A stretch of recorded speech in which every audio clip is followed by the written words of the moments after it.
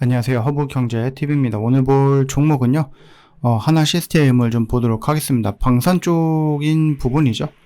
근데 뭐 방산 쪽에서는 뭐 특별하게 우리가 좀 볼 수 있는 재료들, 뭐 신선한 것들이 딱히 나오지는 않고 있습니다. 일단은 중국에 대한 얘기가 나오긴 했는데, 중국도 이런 것들이죠. 기업들이 막 이렇게 나와요. 그래서 얘도 하고 얘도 하고 얘도 하고 얘도 하는데, 뭔가 이제 나라에서 중국 이제 국가가 야 너희들 합쳐 이렇게 할 수 있는 거죠. 예전에 이제 반도체를 좀 성장시킨다고 해서 굉장히 많은 반도체 회사들이 있었지만 결국 얘네들이 힘들어지니까 싹 다 모았잖아요, 국가가. 그래서 지금 다 통합시켜갖고 한 개, 두 개, 세 개 뭐 이런 식으로 좀 진행을 하고 있는데 똑같습니다. 방산업체 통합하고 뭐 무기 체계 첨단화한다 이런 얘기들이 나와주고 있는데 중국은 확실히 큰 나라죠. 예, 큰 나라입니다. 그리고 걔네들 뭐 항모도 만드는 나라다 보니까 우리가 되게 우습게 볼 수는 없어요. 최근에 뭐 작년부터 또는 최근까지 뭐 에어쇼에서 AI 기반의 전투 로봇 아니면 뭐 드론 무리들 그다음에 뭐 무인 전투함 이런 것들을 계속해서 좀 보여주고 있거든요. 그렇기 때문에 물론 이제 조금 어설프게 시작할 수는 있지만 계속해서 이렇게 좀 투자가 이어진다라고 하면은 충분히 더 좋아질 수 있고요. 솔직히 드론 AI 로봇 이런 것들은 우리나라가 따라잡기는 조금 어려울 정도로 좀 격차가 좀 많이 났죠. 물론 이제 우리나라도 열심히 해야 되는 부분인데 인정할 건 인정을 해야 되는 부분이죠. 예, 중국은 우리나라보다 솔직히 조금 앞서 있다라고 좀 보고 있습니다. 뭐 무기 부분에 대해서는 뭐라고 말씀을 드리기는 어려울 것 같아요. 제가 전문가는 아니기 때문에.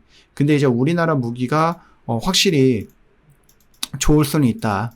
뭐 우리나라 같은 경우는 뭐 항모를 만든다든지 뭐 이런 것들을 만드는 거는 아니기 때문에 뭐 이렇게까지 대단한 것까지는 우리가 만들지는 조금 못할 것 같고, 물론 우리도 이제 해군 뭐 이런 것들 만들 수는 있기는 하죠. 자, 일단은 미국, 중국 같은 경우는 뭐 태국, 알제리, 뭐 파키스탄, 아시아, 아프리카 이런 쪽에 무기를 조금 수출하는 것이 꾸준하게 좀 증가하고 있는 모습이죠. 우리나라도 그런 쪽도 있겠지만은 실질적으로 우리나라 방산의 많은 부분들이 뭐 중동이었죠. 아랍에미리트라든지 사우디, 카타르 이런 쪽이었고, 그 다음에 이제 유럽 쪽에도 진출하고 있는데 그 가장 큰 애들이 어디예요? 폴란드 쪽이겠죠. 이거를 발판으로 삼아서 유럽 쪽으로 조금 진출한다라고 하면은 우리 무기의 최대 수입국은 아마 유럽이 되지 않을까, 나토가 되지 않을까, 뭐 이렇게 기대를 하고 있습니다. 한화학 그룹 같은 경우는 미국이랑도 이 방산 관련해서도 뭔가 이제 손을 잡든지 아니면 미국이 계속해서 소모하고 있는 그런 무기를 조금 우리나라가 공급을 해준다든지 이런 식으로 해서 미국이랑 같이 뭐 MOU를 체결한다든지 아니면 미국이랑 같이 합작을 해가지고 미국 시장의 방산 시장을 조금 노린다 이런 목표를 갖고 있는 것 같아요. 그게 이제 조선 해군이 될 수도 있고 아니면 방공망이 될 수도 있고 단순하게 뭐 이렇게 포탄 같은 거죠. 작은 포탄 같은 것들도 될 수도 있는 거고. 어찌 되었던 간에 이번 관세 협상으로 인해서 우리나라 그 이재명 대통령의 뭐죠? 전작권 전시작전 통제권이죠. 이거를 좀 회수를 해 오려고 하는 이제 공약을 내세웠고 이러다 보면 이제 주한미군은 좀 감소가 될 수도 있을 것 같고 그러면 이거를 이제 채워야 되는데 우리나라 그 젊은 사람들이 그러니까 많이 줄고 있죠. 예, 그러다 보니까 이거 미군이 나갔을 때 필요한 그 인력을 사람들이 다 메꾸기는 어려울 것 같고 그렇다라고 하면은 최첨단 무기 시스템이라든지 아니면 그냥 말 그대로 이 38선에 그냥 전차들을 몇 열로 다 배치를 하는 거예요.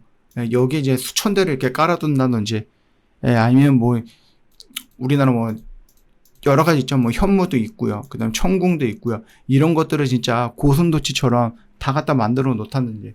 그래서 누군가가 우리나라를 치면은 우리가 핵은 없지만, 예, 우리가 보복하면 니들도 망한다. 이런 강력한 무기 체계를 만들어 준다라고 하면은 나쁘지는 않을 것 같아요. 그렇다라고 하면은 방산이 다시 한번 어떻게 될 수 있다? 움직임이 있을 수 있다라고 봐요.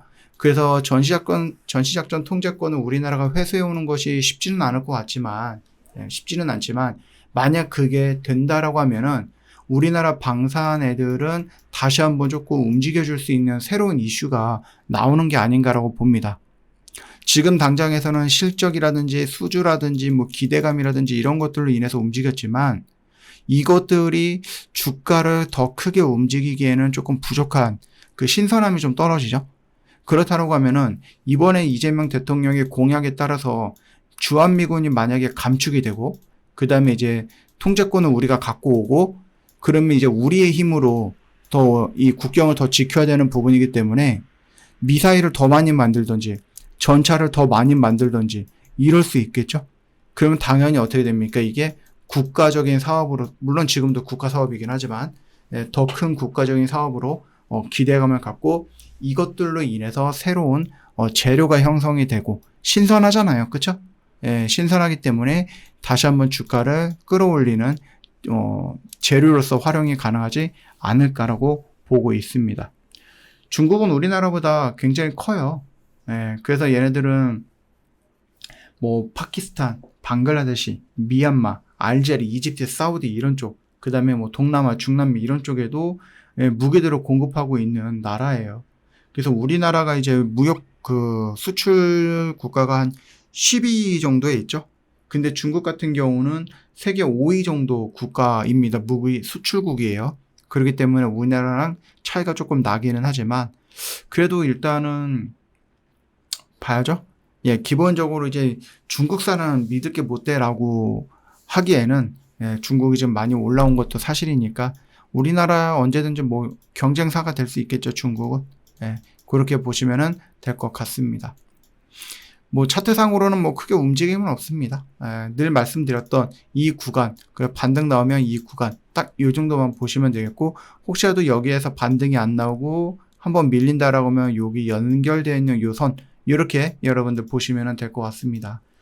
저희 허브경제TV 공식 채널 보시면 정말 중요한 것들만 정리해서 여러분 보기 편하게 올려놨죠. 여러분 200개, 300개 뉴스 보면 얼마나 혼란스럽습니까? 그쵸? 와, 이 뉴스가 나오면 이 뉴스가 좋은 것 같은데 종목을 보니까 막 움직여. 그러면 여러분 충동매매, 내동매매로 따라 들어가는 거죠. 그리고 나서 뉴스가 딱 나온과 동시에 뚝 떨어지는 경우도 여러분 많이 당해보셨죠? 여러분들은 시장을 관통하는 주제, 오늘 시장을 좀 중심에서 움직이는 것들, 이것만 여러분들이 보셔도 된다고 판단이 돼요. 쓸데없는 뉴스들 여러분들 매매하실 때 현혹만 됩니다. 그렇기 때문에 이 중요한 것들은 저희 공식 채널이 선별해서 올려놓고 있거든요. 여기 안에서. 그래서 보시면 아시겠지만 정말 중요한 것들, 그리고 그 뉴스에 대해서 또는 오늘 애플이라든지 이런 거에 대한 이슈가 있었잖아요. 그래서 그 부분에 대해서 저희가 또 이런 식으로 풀어서 설명도 해드렸으니 여러분들은 아마 이런 것들을 보는 게 훨씬 더 매매하는 데 도움이 될 거라고 저는 자신합니다. 내가 뉴스 300개 봤어. 나는 공식 채널에서 뉴스 한 20개 정도 보고 여기서 올려놨던 멘트 이런 것들 보면서 매매했어. 저는 당연히 후자 쪽이 더 좋은 선택이었다라고 생각하니 여러분들도 이용을 해보시면 됩니다.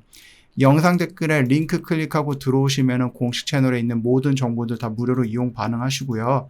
그리고 저희는 뭐 7월 달에 좀 열심히 더 매매를 해갖고 이런 결과물도 만들어내고 있는데 이거 여러분들도 할 수 있는 것들이거든요. 어렵지 않아요. 저희 맨 밑에 뭐 상담받기 이런 것들 클릭해서 나도 한번 해보고 싶다라고 말씀을 하시면 될 것 같습니다. 오늘도 정말 고생 많으셨습니다.